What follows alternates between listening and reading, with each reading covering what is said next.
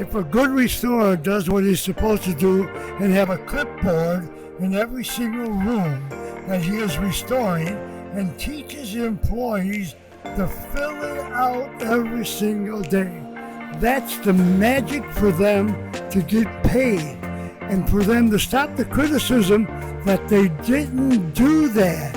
So that little record on a clipboard in each room will tell the owner of that facility, this is what we've done for you. We had a restoration company, and the thing that drove us nuts, we had to put out fires all the time, is because our technicians didn't have people skills to communicate with our clients and take care of them, and they would say the wrong things and do the wrong things verbally and with their eyes, non-technically, that would cause problems, and we'd have to go and save them. So we created a system to train technicians in soft skills, people skills. Look people in the eye, don't walk across the lawn, educate them about what they're doing, personal development, in-home behavior, self-awareness, and upselling is our specialty. And we have a series of videos that go to your technicians so you don't have to put out fires all day from the problems your technicians make. In the world of forensics, there are 4 types of death: homicide, suicide, accidental, and natural. Any one of those can become an unattended death if the deceased is not discovered. Human decomposition begins approximately 4 minutes after death. There are between 1.2 and 1.5 gallons of blood in an average adult human body. In an average 200-pound body, there are over 120 pounds of bodily fluids.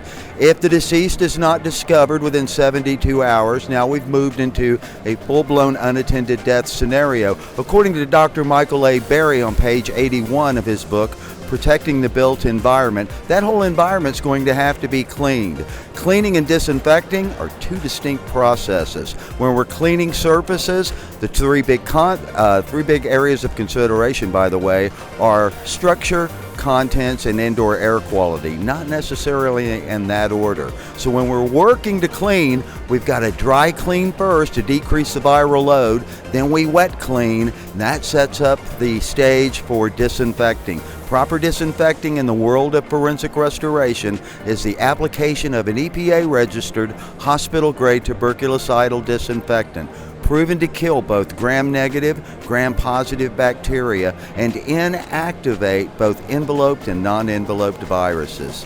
Train hard, work safe. One of the things I can honestly say that restorers need to do is develop a culture of both safety and learning that starts at the top.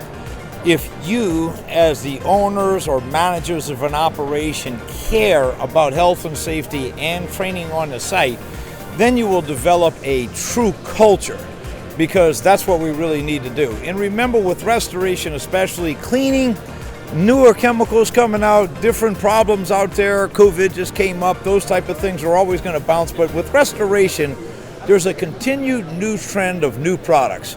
So you really want to remember, you're just starting your education. Even if you've been in a business like me for 30 years, still got plenty of time to go. One thing restorers need to know is about the pack out. We need to pack things out by category and material type in order to achieve maximum productivity and quality cleaning on every claim. What I thought of immediately is a paper that's being published in the new issue of the Journal of Cleaning Science on wildfire sampling methods. And it just so happens that today, we, in addition to it being in the journal, today there was a presentation given at this conference by Franco Safe on the study that was done. And what the study showed is that there are multiple ways to effectively test for wildfire residues. Restorers are just busy, oftentimes busy being busy. And so they need to take time to create a plan, to find who they are and where they're going, and then create the objectives and measurements that allow them to see whether they're on track to achieving their plan. So you find you have a whole lot more time in your day when you're actually achieving big things rather than being busy. Number one thing is have an exit plan. If you don't have an exit plan, I don't care if you're trying to sell your company or not, that's not the point. You should be able to sell your company. 80% of the companies are not sellable. 70% of the companies, when they do sell under duress. The number one reason is burnout And if all of your intellectual capital and marketing capital is tied up in the owner and you pull the owner out, that's a problem. Every system you should be intentional about every system. Your software, your system of record is huge. Your data is huge. But having an exit plan is a forcing function to get you to go through and clean all these things up and be intentional about them. And I guess the last thing is, if you can't take a vacation, you haven't taken a vacation in 5 years, that's not a badge of honor. That means your company can't run without you. And it's not well organized. You need to be able to step away and come back, think about the business, be in the business, working on the business, things like that. Having an exit plan will help you make that happen. And have a vacation. One of the things we're really excited about being here is that we get a chance to talk with folks in the restoration industry about how we can make the cleaning that they do before disinfection easier and more effective. There's a story behind single-use microfiber that a lot of people don't understand, and that is when microfiber gets used over and over again, when people tend to wash it, it doesn't clean as well. And of course, with professional restoration and other cleaning jobs, labor makes up 80% of the cost of the project. So one of the ways that you can increase the profitability of the company that you work for or own, or you can increase the safety of the environment of your clients, is to clean easier and more effectively with single-use microfiber. I think the biggest problem we have within the restoration area of this is the fact that people take a WRT class 5 years ago and think that they're still current. All right, this part of the industry changes daily. When we started this show 2 days ago, the technology has already changed by the time we end this show.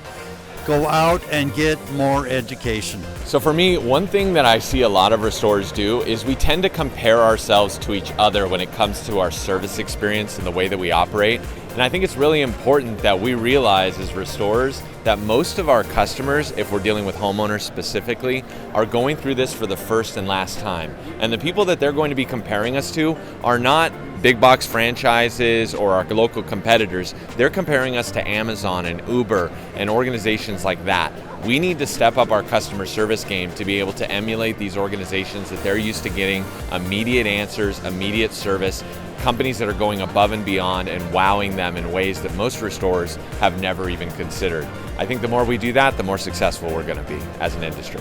Looking at the industry, one of the things that I'm noticing as a trainer is that there's a significant move to e-learning, which is really good to help establish the basic principles to some of the things that we do when it comes to cleaning and restoration. However, one of the things that I've also noticed is you really don't understand how those principles work unless you actually go through hands-on training classes. For example, applied structural drying, AMRT, Microbial Warrior, and classes that actually have the ability to show you hands-on what the principles are, why we follow a certain protocol, and to effectively get the end result. So hands-on training is what I highly recommend. And if you want to advance in your career as a business organization, as an owner, you should be putting your employees and your techs through hands-on training programs. One of the things that most restorers don't know is that the vast majority of the chemicals that they're buying and using are more than 90% water.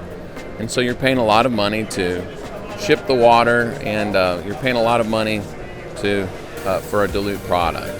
So Dot Cleaner is a concentrated product that ships dry, and so the handling and the use of the product requires a lot less work. So here's something you don't know about education and training, potentially, is that for years the education industry understands how to best help people learn and apply their skills and knowledge.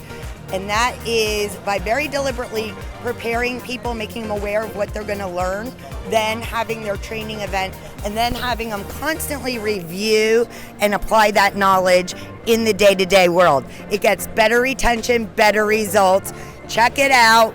Figure out a way to review, prepare, have your training experience, and then review and apply those materials. The learning will go off the charts.